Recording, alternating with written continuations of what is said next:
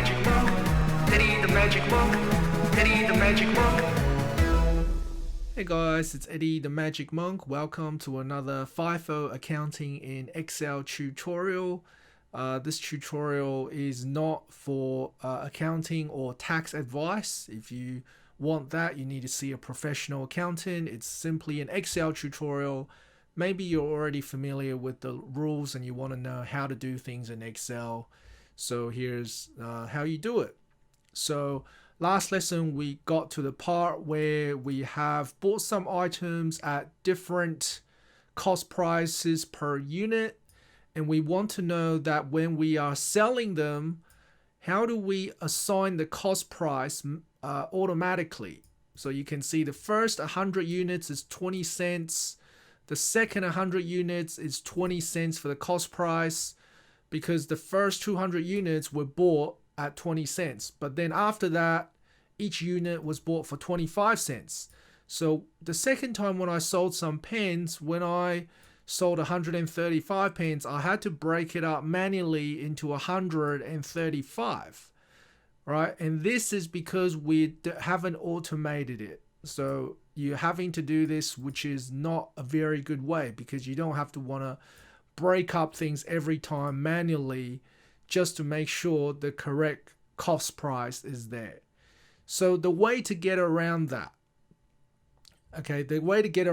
is firstly, we're going to forget the selling price of things. We're going to forget this part basically. Okay, forget calculating a profit and all that. So I'm just going to insert, I'm not going to delete it. So I'm just going to insert a lot of blank cells to show you that we are ignoring that for now.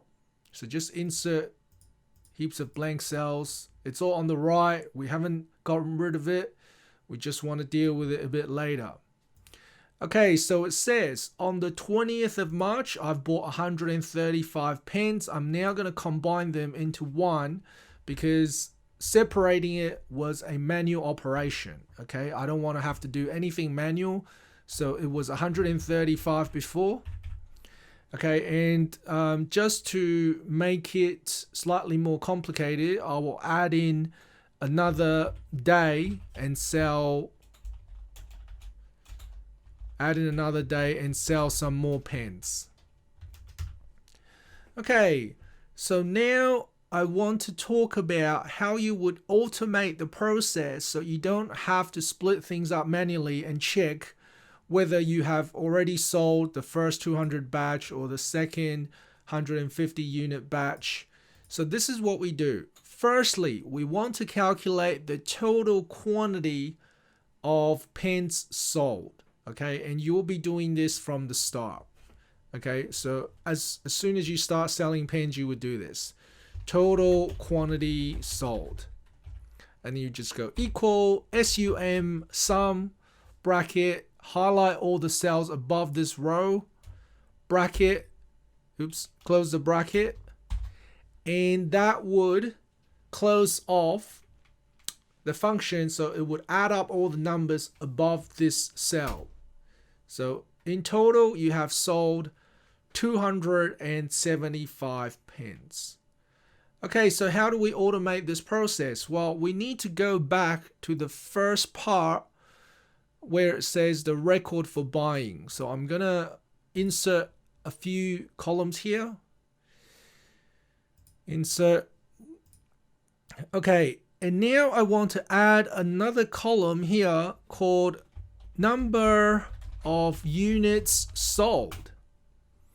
Okay, and the way you would do this, okay, because we want to do it automatically now, okay, is if in total we have sold more units than the number of units we have here. So if this number, total quantity sold, is greater than the number of units in this first row, then we have sold all the units, right? If this number is bigger than this number, then that means we've sold everything. We've sold everything in this 200 batch. All right, so what we have to say here is equals the minimum of these two numbers, comma, bracket. Right, so click this cell, comma, click this cell, finish the bracket. I'll do that again so you guys can see it. Equals minimum bracket, click this cell, comma, click this cell, finish the bracket. Press enter here. Okay, now notice how it's coming up with dollar signs. To get rid of that, we're just going to highlight everything here, right click, format cells, and just change it to general.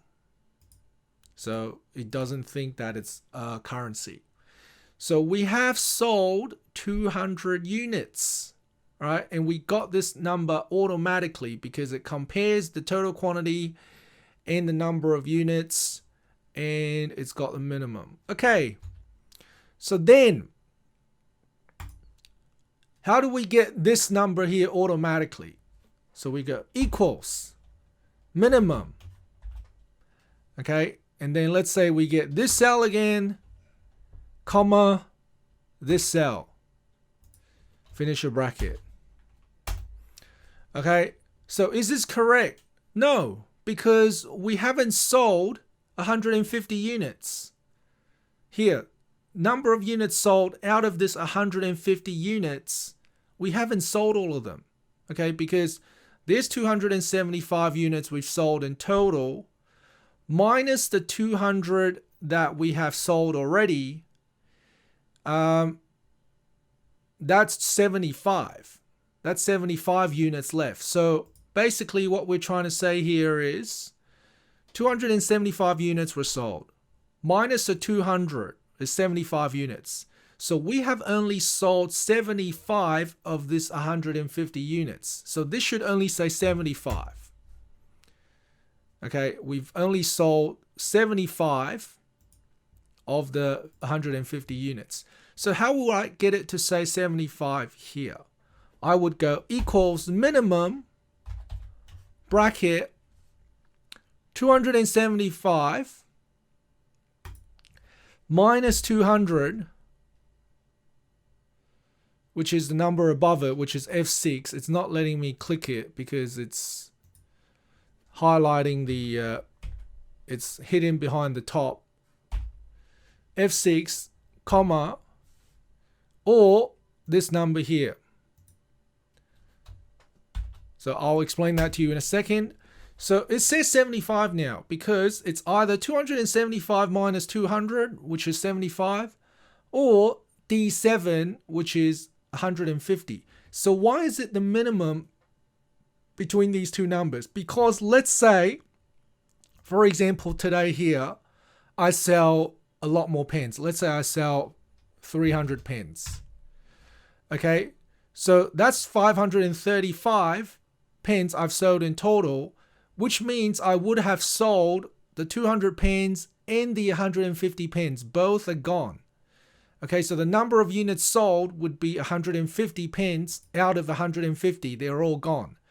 So I'll just Control Z back to 275. Okay, so now the question is, I want to automate this so I don't want to have to type everything every time. So what I would do is I would write, I'll just show you one more line so you can see the development of the total formula. So here, what I would do, okay, is I would write, sorry, let's just make it 300 units here so I can fully explain it. So over here, what I would do is I would write equals minimum bracket. I would choose the minimum between this number minus the sum bracket of all the units that have been sold so far. And the number of units in this row. Finish the bracket. Okay. And here's the reason why I do that. Because I want to look at everything that I have sold already. Everything that I have sold already. And I want to see how much I have left in this number of units sold. So 535 is how much I've sold in total. these are the units that have already been sold. So out of 130, how much do I have left to sell? Well, it's going to be 535 minus what I've sold already, and whatever is left, I'm going to compare that with the 130 units, and whichever is less is going to be how many units I have sold here. So this is our final formula. But to make sure that I can fill down, what I need to do is I need to make sure where it says 535, so K11, I'm going to put a dollar sign around it in front of it so it doesn't change when I fill down. And then I'm also going to put a dollar sign in front of F6 so that doesn't change when I fill down, and the rest of it can change when I fill down. So if you guys have a look, I'm going to fill down. Okay, and it's got 55 here. Okay, so what does the 55 mean? Let's say on 3rd of March 2020, I bought some more pens. I bought, let's say, the pens at 30 cents. I bought 67 pens. Total cost fill down. It tells me that I have sold 55 of the 67 pens. 55 of the 67 pens. But let's say that I sell a few more pens here. Okay, let's say I sell a few more pens here. 9th of May 2020 pens. I sell a few more pens. I sell 100 more pens. Then this will automatically go to 67 and all the pens are sold. Or let's say I sell a few less pens. Let's say I only sell 35 pens and 2 pens, 3 pens. Then total is 140 and they all go in the first row. Okay, but let's say I sell a few more pens. Let's say I sell 70 pens here, 30 pens here. Okay, 203. So I've sold 200 pens from here, 3 pens from here. So it's all automatic now. Okay, so basically I can also, so it's all automated because now you can just fill down on all of them. Okay, it's all fixed up. Okay, so what I would do now is I would get the so instead of saying total